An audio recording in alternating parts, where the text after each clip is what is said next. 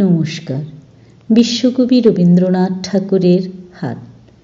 কুমোর পাড়ার গরুর গাড়ি, বোঝাই করা কলসি হাঁড়ি, গাড়ি চালায় বংশী বদন, সঙ্গে যে যায় ভাগ্নে মদন।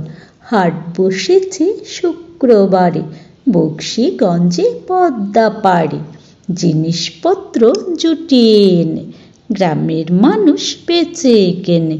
উচ্ছে বেগুন পটল মূলো, বেতের বোনা ধামাকুলো, সর্ষে ছোলা ময়দা আটা, শীতের রেপার নকশা কাটা, ঝাঁঝরি করা বেড়ে হাতা, শহর থেকে সস্তা ছাতা, কলসি ভরা এখো গুড়ে, মাছি যত বেড়ায় উড়ে।